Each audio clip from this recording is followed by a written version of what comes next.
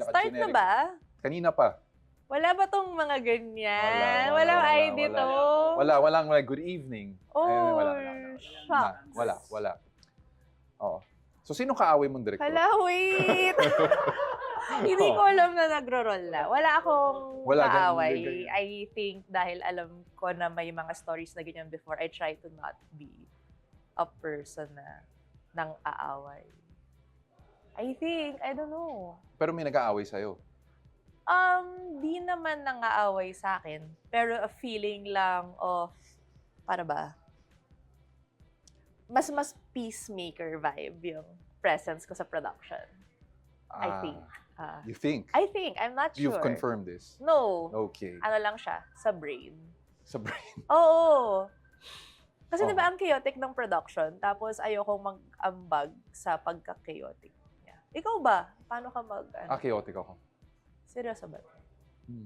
Kung alam mo ng chaotic yung mundo, dadagdag ka pa ba sa chaos?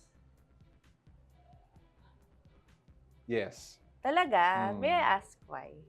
Wala lang. I have a natural inclination to chaos.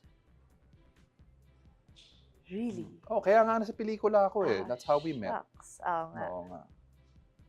But there is no chaos sa 5 projects na naging. Okay. Maybe we should talk about that. How did we meet? Do you remember? I think si Phil Bert yung D. si Philbert D yung di ko lang kung text or call. Pero I remember nag-usap tayo sa phone. Una si Phil and then you. Okay. And then we didn't meet until screening nung film. So we made the film but we didn't talk to each other. And not even meet each other in person. Oo nga, that's really the basis of it. Diba? Even Phil, hindi ko pa siya. I mean, alam ko lang siya as the name. Concept. As a concept. Oo. Alam ko siya sa someone on Twitter. Okay. But you have made films with people you have actually met. All the time. All the time. So, people might know more about Leonor Will Never Die. Are you sick of talking about that film? Yes. Ay, sorry. Hindi ko alam, yes. Honestly, yes. And I think nag-move on na ako from that past. But do you mind if we talk about it? Yes. You mind? Okay lang. So wait, I don't mind. So 5 years to make? More. 8. 8 years to make. You sold your car to make the film. I mean, Totoo not really. Totoo siya na I had to use my own savings and life resources for it. Because it's a film na hindi naman madaling hanapan ng money. And this happens to many filmmakers. Di ba yung mga Cinemalaya stories? Ano yung Cinemalaya stories? Maraming mga ganyan na, I mean, aside from the Cheesemax part na may mga nawawalang producers who eventually, I don't know anything. Wala ka alam sa mga missing people who ran away with broad money. Hindi natin isasama yan sa cut. Okay, sino ba yung mga missing hindi people ko sasabihin yung mga missing people. Pero ayun, it's also an act of siguro avoiding conflict. Kasi sino magbabayad nung... Okay. So you actually, so you spent 8 years making this film. What actually kept you making it? Kasi di naman natin alam kung saan pupunta to, di ba? Most people will tell you, huwag ka na magpelikula. Kasi wala naman manonood ng pelikula mo. So wala siyang pera, wala siyang future. Same naman siya, I think, grade school hanggang ngayon. Grade school? Di naman grade school. Siguro high school. Given na hindi naman excited yung, at least, my parents about it. Kasi hindi siya career na magbibigay sa'yo ng sustainable future. Pero gusto ko lang siya kasi ine-enjoy ko yung process of making something with people. And it's something creative. And it's something that, in my mind, makes sense sa mga taong gumagawa. So, hanggang ngayon, iniisip ko, like this morning, I was with my camera girl department. So, nag-camera training lang kami. And I asked them, gusto niyo ba sumama? Mag-training lang tayo. Kasi usually yung AC is, walang babaeng AC sa Philippines. AC is? Like, focus puller. Focus puller. First AC yung. And then sabi ko, parang for my team, gusto ko lang puro girls. So, nag-try kami practice this morning. So, at masaya kami. So, ang point ko ay it's just finding the right people who enjoy learning and discovering things with you. And filmmaking is that. Do you prefer working with girls? Yes. I mean... Why? Siguro yung sensibility na shared. Also, yung leaning into, the emotional and tender side of things.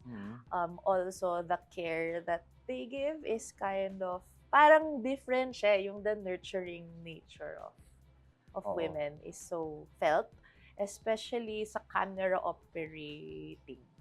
Okay. Hindi ko siya ma-articulate, pero ramdam siya. Are there people or personalities that you will never work with?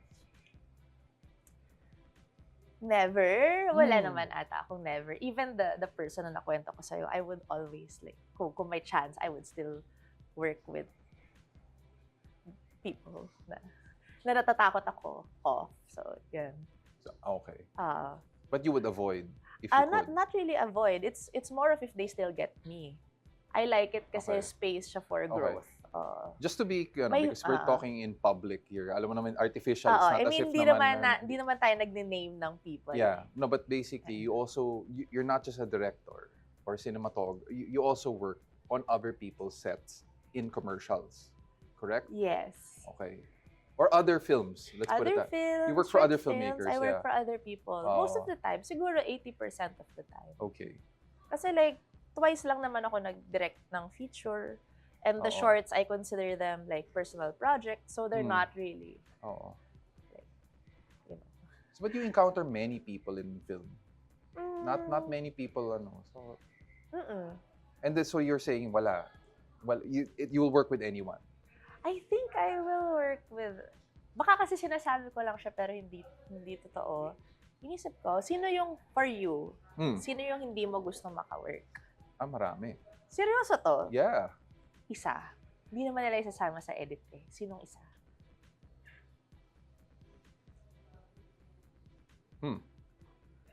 Basta kung... Kilala ko ba? Wala ka na kwento sa akin na hindi mo kayang ka-work. Ano bang hindi ko kaya ka-work?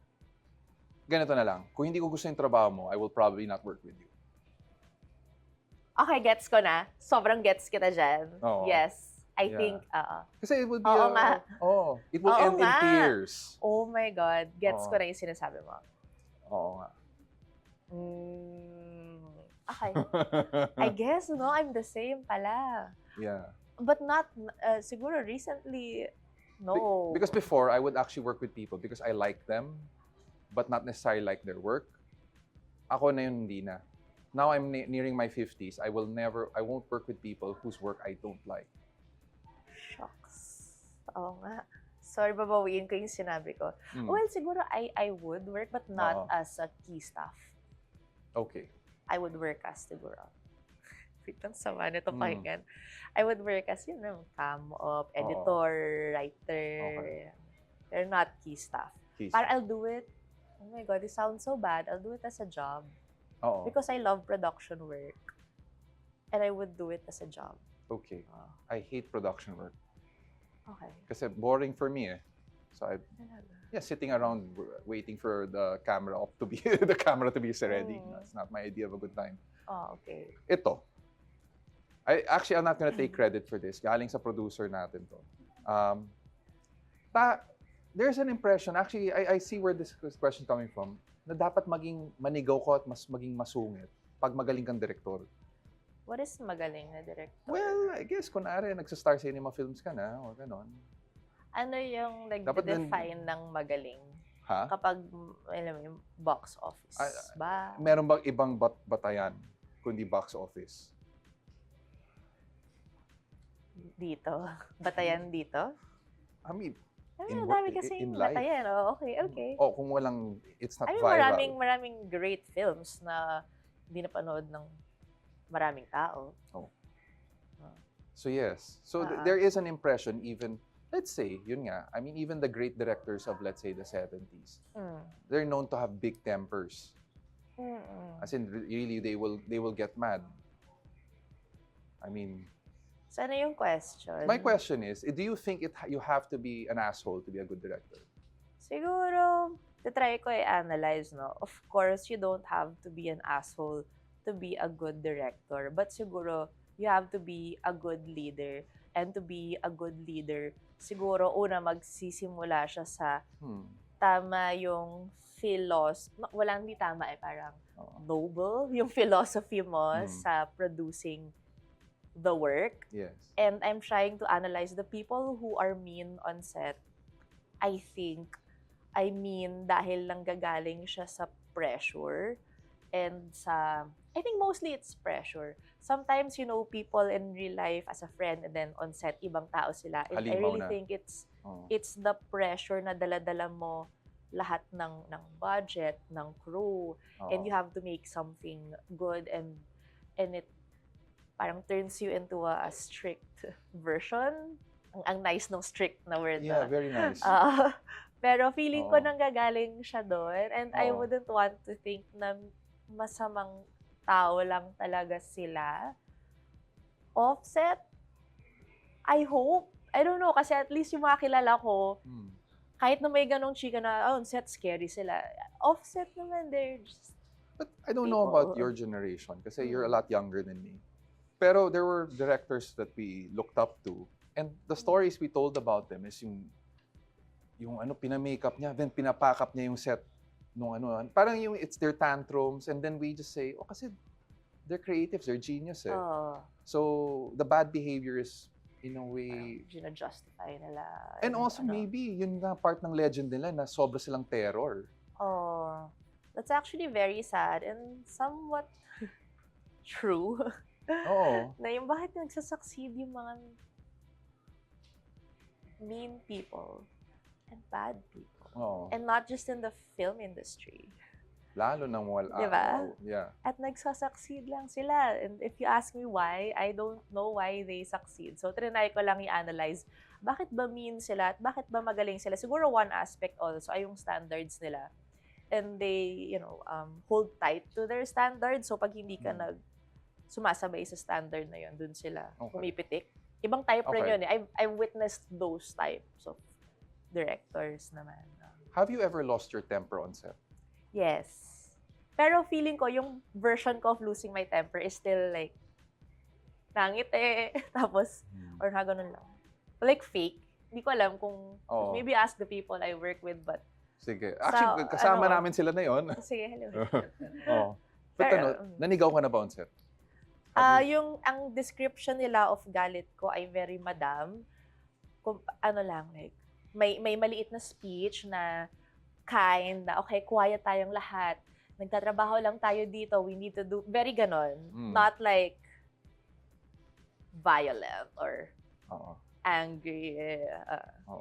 Mas trying to handle the situation with grace. Hindi ko alam. Trying lang. With Trying. But, syempre, lumalabas pa rin yung mataas yung boses.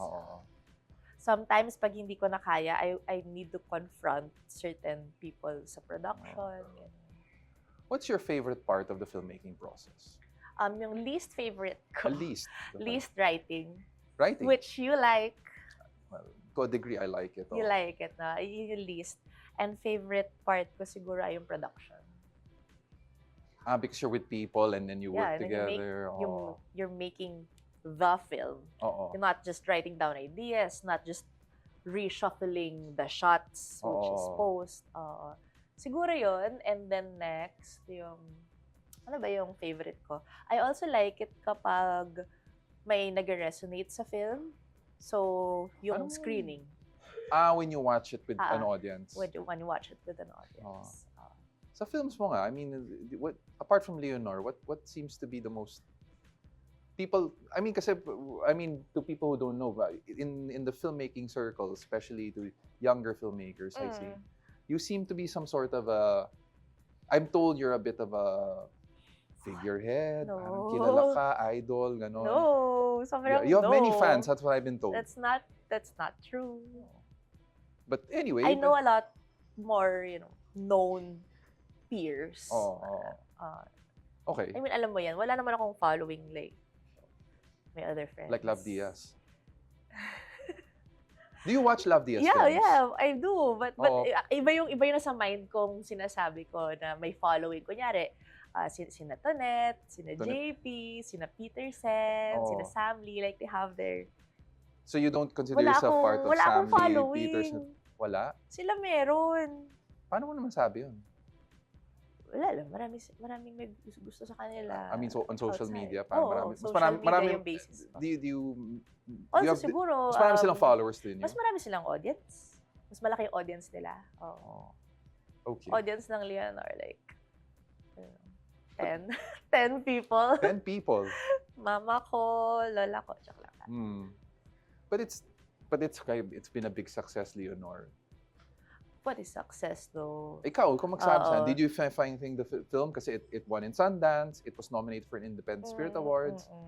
Yung the thing about I read na you sold your car, there was a profile on you in the LA Times nung ko nabasa yun. Yes. Ang lahat ng reviews abroad, maybe not here, was nothing short of glowing. Yes, pero yung question mo, di ba, is about success. Parang what I think of success. For me, yung success ng Leonor ay na-reach niya yung audience beyond what I thought was its audience, which is yung people in all different parts of the world. So, doon ko siya pinaka-naramdaman when we were traveling at may mga nanood. Okay. Hindi man siya marami, may mga nanood. So, for that, successful siya. Pero in, in industry standards, hindi siya successful. Hindi siya successful even online, hindi siya successful sa commercial screenings dito. Yeah. So. But iba-iba yung reaction sa mga audiences. Like an audience in Europe as opposed to in somewhere in Asia. Super. You can ask siguro yung cast namin, they feel more appreciated abroad than here. Yun yung case, no? I mean, kasi kahit saan kami pumunta, parang, ay, it's so nice, we feel so special. Pero pagdating dito, effort kami to just gather, alam mo yan, an audience. Sa screening na kami rin nag-organize. Parang ang hirap niya. So why would you actually encourage anyone to take up filmmaking kung ganyan nga? Yes. Bakit? Kasi kanya-kanyang purpose naman siya eh. Tapos medyo, part ng realization ay di ba, I started teaching the past year. And I was trying to figure out why these students, why are they in film school, what do they want to do? And every time I ask them, iba-iba yung sagot, pero walang like strong urge of I just want to create films. And yung question mo ay, why would I encourage people to do it? Kasi maraming reasons. So kaya I do it to learn, I do it to know people, to know life. Some people do it as therapy, some people do it for an advocacy, some people do it for money, business. Marami naman siyang, di ba, branches. So if it's something that you find yourself doing kahit di mo siya kailangan gawin, then it means you like doing it. Okay. Have you done anything for money? Sasagutin ko talaga. Sasagutin ko talaga. Nakakahiya naman, kilala mo yung mga production people. Yes. Sa commercials. Okay. Which I stopped doing. Okay. So I did it nung fresh grad ako. It's small, it's not even big commercials. It's like really small branded ads. And I did it for a few years. So yung savings ko ngayon, galing pa rin sa savings nun. Yeah. When I stopped doing it, nasusustain pa rin. Hindi naman ako magastos na tao, you know that. So, yun. Pero na-realize kong hindi ko na kaya yun. Kaya ko siya through other jobs, but not as a director. Ito, another phone-in question. Kasi you were in a middle, what generation would you consider yourself as? As a millennial. Millennial. So meron ka ba 1992? May napapansin ka bang difference between the older generation of filmmakers and now the much younger filmmakers? So I think Gen X to Gen Z. Is there a difference between the two? Anong difference? Films nila? Yeah, film. Siguro. Or even on set, how they work. I mean, is there a difference between filmmakers of different generations? I'm sure you notice the difference ako wala sa ako na-notice. People from a different generation. I mean, syempre may iba tayong lived experience which also results to differences in how we are as people.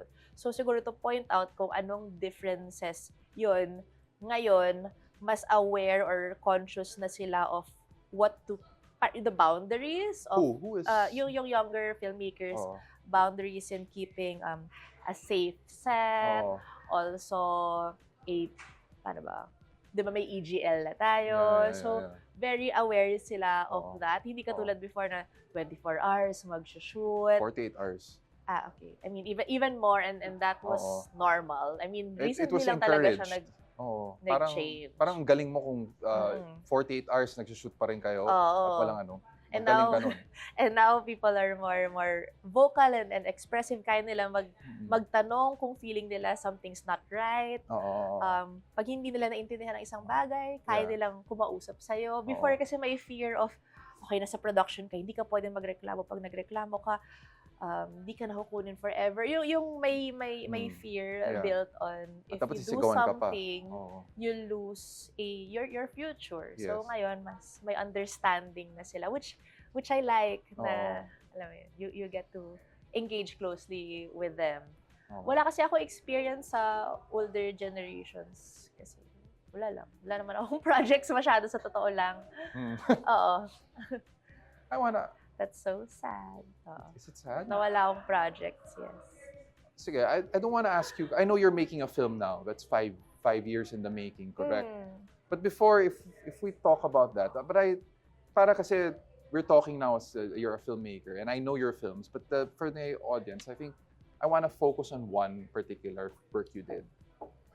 And it's a short you made many years ago. It's called Living Things. To me, I think people still look to that. But you could describe that film, and because I didn't know you when you made it. So describe the film. Yeah, what inspired you to make it, and what did you want to do with it? Oh my God. Because Living Things is actually one of my favorite films, actually. Okay, thanks. So, meron akong minahal na taga-ibang bansa. Tapos sabi niya sa akin, you know, people change all the time. I might like you right now, but tomorrow maybe I like you less. Tapos parang nagpanic lang yung brain ko na how can that happen na ang bilis magbago or nagbabago lang talaga ang feelings natin all the time. And inisip ko, what if tao siya and then in an instant, nagbago siya in a different version of himself. Gusto ko pa rin ba siya? Gusto pa rin ba niya ako? So yun yung naging inspiration ng Living Things. Like accepting change, dealing with change. And if it's dealing with change, like floating along with that sa sky. Okay.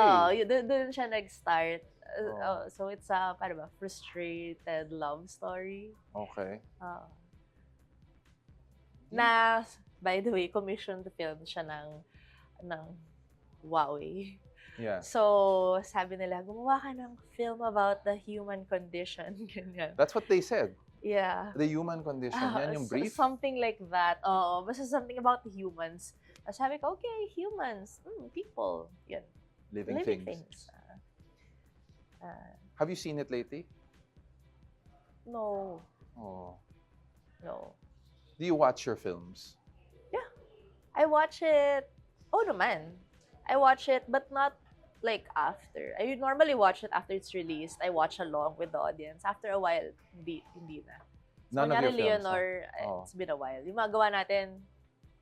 You don't watch the things we've done? I mean, I watched it, but no, but not I mean, like I watched. You don't just pop it in and, panoodin ko kaya yung ginawa ko dati. Hindi. Parang I'd rather watch something else and discover something new. Ikaw ba? Feeling ko hindi ka rin nanonood ng mga ginawa natin dati. Oo. Feeling ko lang Kailan ka huling nanood ng ginawa natin? Sa limang yun. I watch the films we do. Actually, that's the only Kailan yung last time na pinanood mo? Last November. Okay, sige. Fair. Very specific, no? Okay. That's nice. What still inspires you, actually, to make films? Or what actually what inspires dahil ikaw you? nagtanong yan. Oo. Dahil ikaw talaga yung nagtanong yan. Oo. Yung honest lang. So, na-inspire ako sa mga taong nafe-feel kong gustong gumawa ng something together with me and ako with them. So, kunyari, ikaw, with your, paano ba, ideas na sometimes overwhelming, oh, we need to make a film within this time frame, within this budget, ang hirap niya. Pero dahil nafe-feel kong game kang gawin, game ako gawin back yun with you. Okay. So, it's like that, even with Monster. Ang ambitious kasi ng mga ideas ko, and then you have to find someone who actually is willing to jump in that chaos. Yeah. Your producer Monster Jimenez. For me, is enough to sustain yung let's keep this going. Kung wala yung mga taong yun, feeling ko hindi ko siya gagawin. Wala na. So, nag-rely talaga ako on kung saan man yung energy of people saying, hey, let's do something together. Okay, let's do it. Bagay, we have to do something pa pala, no? Oo. We have a current project. Kaya nga, buti may meeting tayo. Oo nga. Ikaw ba, hindi ka ba ganun? Like, ikaw ba gagawa ka ng something sa sarili mo lang? Okay. Di ko alam Because some people, work, a lot of people work differently. Lalo na yung mga writers, sasabihin na may baul sila of concepts. So, nag-write lang sila forever. Even if wala silang, alam mo yun. So, how does it work for you? Ako, I have ideas every day. So, then most of them are not realized. And then yun. But it's always, but it's not realized. But I always work with people. So, whoever picks up the call and says yes, the game. Ayun nga, parang ganon. Oo. If you weren't making films, can you imagine yourself doing something else? Ang weird nung naisip ko, parang teacher. Pero ano ituturo ko? Teacher, pero of something I've learned. Okay. Hindi ko na kung nakwento ko na sa'yo, isa sa first jobs ko sa buhay ay naging home service guitar teacher ako. Na yung ad ko nasa sulit.com. Tapos, college ako, second year college. Okay. Sabi ko, parang gusto ko ng income, pero gusto ko it's something that I love doing. So, yan. Nag-home service ako after class. You would teach people how to play guitar at home? Oo. Tapos nakalimutan ko na siya. So, di ba, okay, turo nun. Tapos the past year, sabi ko, bakit kaya I super love teaching? Even if hindi ko kailangan mag-teach, I find myself automatically asking questions, sharing with others what I've just learned, and feeling ko it's just also like filmmaking. You learn something new, you spread it around, they feel the joy or share the joy, and they go home learning something new kahit sobrang late na bagay. So, I think it's like teaching or researching, something related to discovering. Last question. So you taught guitar, you make film, you also teach film now. And then, lahat ng mga sinasabi mo, I think it also comes from love. If you love something and you love the people you're working with, you can do it. I think so. Kung walang talent talaga, do you believe that, kasi I believe some people don't really have talent. Paano yan? Do you actually, what do you do? Kung walang talent pero gusto nila yung ginagawa nila, bakit nila gusto yung ginagawa nila? Hindi ko alam. May kilala ka bang ganyan? Marami. Pero gusto nila at patuloy nilang ginagawa yung ginagawa nila. And then wala naman silang masamang nagagawa. Puro masama. And I mean, wala silang nagagawang masama sa iba. Kung na-feel nilang natutuwa sila by doing that, then I guess it's okay. So kung therapeutic yung act of making something or creating something, even if it does not appear as, para ba? Ewan ko. Di ko alam eh. Parang ayoko naman sabihin na just stop doing what you're doing. And you've never asked somebody to stop doing what they're doing? Di ko nga alam if I should, no? Ewan ko, parang hindi ko kaya. I know of siguro educators or teachers who would do that. Yeah. Pero parang feeling ko kasi kung gusto talaga ng tao, kaya naman nilang. Alam mo yun? Kaya nga may mga contractors, di ba? Ayan. Ano ba?